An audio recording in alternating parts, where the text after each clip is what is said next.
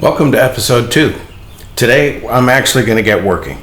Job 1 for me is to mill the wood for the body of the guitar.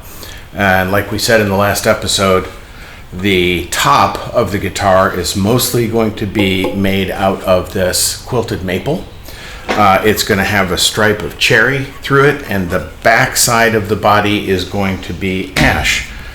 I've got some pretty special pieces of wood here. This quilted maple I bought, nothing aside from the fact that it's a beautiful piece of wood, but the other two have some interesting history for me.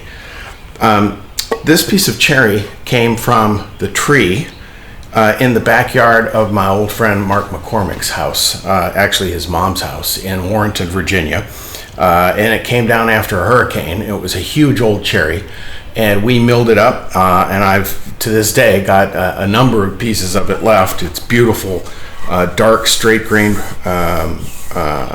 cherry, and so this is going to be the stripe down the middle of the body.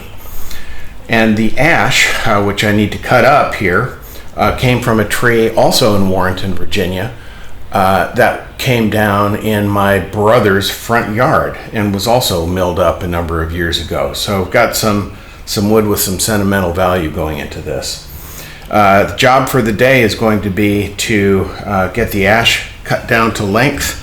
I'm going to then look at taking a slice of this cherry out, and it'll be a little bit tricky because there's a fair amount of sapwood on this side, so I'm going to have to come in a little bit to get a piece of that nice dark cherry from there.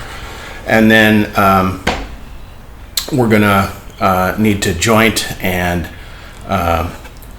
cut the quilted maple to be able to book match it and lay that thing open, see what part of it is going to have the best looking grain. Going to take our Telecaster template and put it on there and try to figure out what part is going to look the best and have the best grain figure, especially considering where the pick guard is going to go and cover it up. So we're going to look for some ability to place an optimal piece there so that we're showing as much of the grain as possible, because those Telecaster pick guards are kind of large.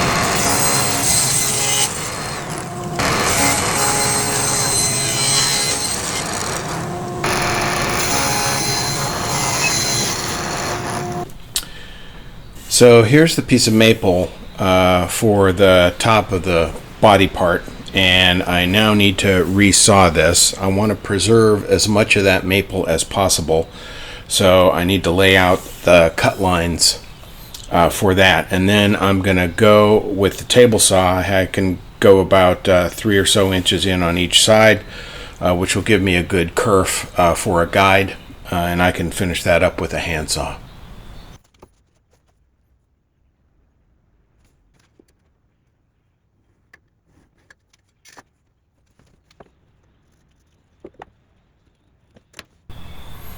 Okay, well, definitely made some progress today. That's all I got time to do for now. But we've got the ash for the back milled up. We've got the quilted maple for the top ready to resaw. Got my nice strip of gorgeous cherry to go down the middle. Haven't brought anything to final thickness yet because that's going to depend on how much of that quilted maple I've got left.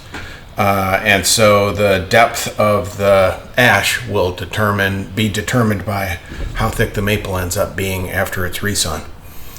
So, doesn't look like much, but it's more than there was before. Onward.